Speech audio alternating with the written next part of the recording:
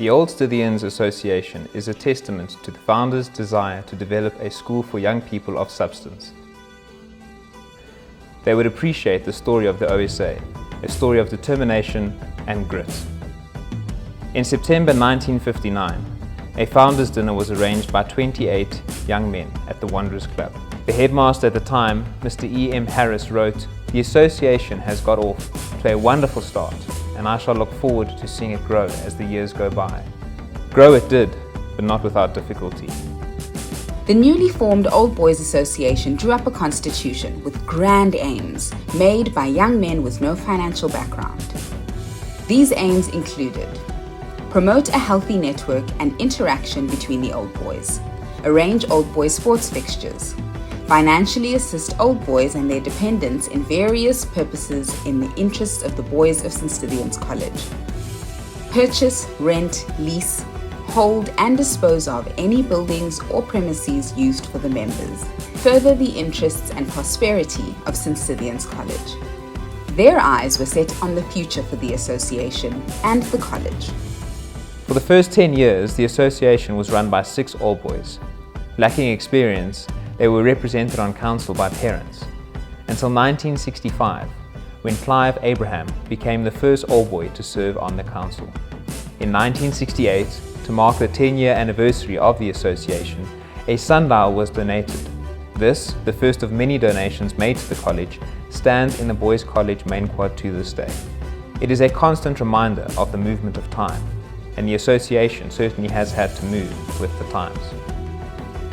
The Old Boys Committee had a dream, their own clubhouse. Their vision saw Old Boys visiting the school and supporting and playing sport. Mark Henning organized an Old Boys Day.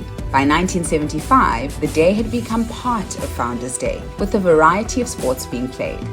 The cricket team played in the club league, featuring a number of first-class cricketers. They would have loved to have future Old Boy Kagiso Rabada alongside them. By 1976, the association was negotiating for land on the campus. A piece of land below the boys' prep was allotted. The land was leased to the association for the princely sum of R1. Problem solved. R1 bought the association an old quarry full of dongas, ditches, and surrounded by wattle and blue gums, and only accessible by a road mired in mud in the summer and swirling dust in the winter. It was a problem, but not for long.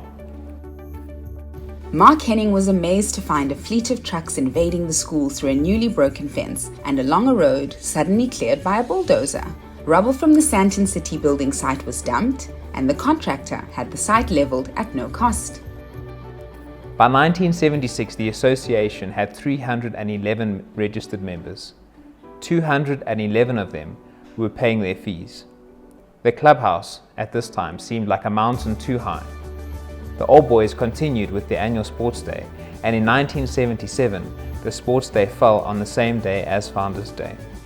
Only 8 boys attended the chapel service that year. Just a few years later, the Old Boys acquired a porter cabin to be used as a bar and an old cottage as a change room. By 1984, through generous donations from Old Boys, the first phase of the One and All Clubhouse was completed. It was the perfect spot to have a drink while watching a game of cricket or rugby. In 1992, Lance Sherrill, the first college rugby Springbok, played fly half for the Old Boys. The clubhouse became a hub for alumni, parents, and staff, a place to socialize and hold celebrations. There was another problem to solve. This was the debt to the college of R350,000. Under the chairmanship of Cliff Jackson, the debt was not only paid off, but a profit was made. The idea of hosting a hospitality tent at the annual school's rugby festival helped enormously. Driven by Old Boy Craig Warrener, the OSA zone has now become a popular fixture of the festival. In 1997, we had our first Girls' College matriculants. This paved the way forward. In 2000, when a special resolution was adopted at the AGM, the Old Boys Association was reconstituted to the Old Stithian Association. The Saints community mourned when Adam Erdang, a tireless chair of the association, died in 2001. The main room of the One and All Clubhouse was named after him, and a further great tribute to his memory was in 2017 when his daughter, Lauren, was elected as the Girls' College OSA rep. The old One and All had become too small. The club had no income, had no savings in the bank, but were undeterred. A bigger space was needed. By 2009, with a generous donation from Craig Warrener and the work of project manager Alan Needham, the association had journeyed from a muddy wattle-based camp to a porter cabin to what is now known as the Higher Ground, with its magnificent panoramic views. Fittingly below it was the Everest Field, now known as the Wayne Joubert Field. The OSA had climbed its mountain. Higher Ground is always buzzing.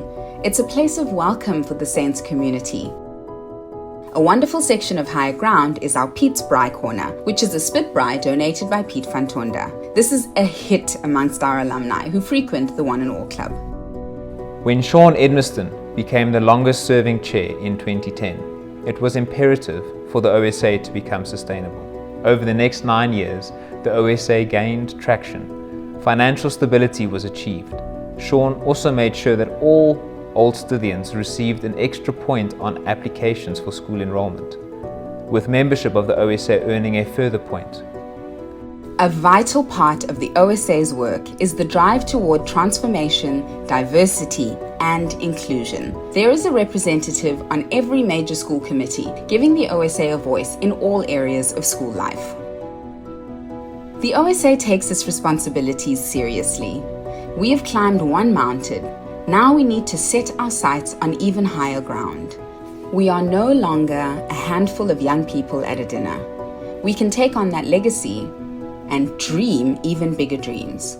There are nearly 10,000 alumni, men and women all over the world, making a world of difference. Walter McFarlane reflects that St. Stithians has been blessed by people who arise to serve the school selflessly and brilliantly. Called to rise to service in 2020 is the new chair of the OSA, Israel Skosana. Good afternoon. My name is Israel Skosana, and I matriculated from St. Stithians College in 2000. I'm currently the chairman of the Old Stithian Association that looks after the interests of alumni from this great school. Schooling at St. Stithians isn't just a chapter in one's schooling career. It is a sense of community and brotherhood and sisterhood that lasts a lifetime. It is this sense of belonging that motivated me to be a participant of the Old Stithian Association in 2015, as I believed in its objective of driving long-term sustainability of the school and creating a sense of community amongst alumni. Under my leadership as OSA Chair, we will further enhance our value proposition to alumni. We will grow our global presence with our various chapters from Sydney to London. We will then also further drive the transformation agenda and inclusivity, where we have greater participation from girls and black alumni involved in the OSA as well as the school going forward. Ultimately, to deliver a sense of community, to have a stronger one and all. The OSA is for alumni, by alumni. The benefits of becoming an OSA member are far-reaching, and here are just some of a few. 1,800 Rand once-off gives you life membership, and this includes a 10% discount of food and beverages bought from High Ground Restaurant, access to the campus for walking, running, cycling, access to the sporting grounds and facilities at a reduced fee, access to the school chapel, no venue hire for functions at Higher Ground, admission points when registering children, access to the OSA's network portal, a network full of Saints alumni everywhere in the world, and invites to exclusive OSA events and reunions. Part of this OSA membership allows members to give back to their school, to contribute to the Saints community, and to help shape a better future. My St. Stithians is the spirit which pervades the quest for light, knowledge and truth, guided by guardians who shape the clay of each individual and craft the birthplace of the world's genius in the imagination of the future architects of knowledge. By Zagare Batilis, 2008.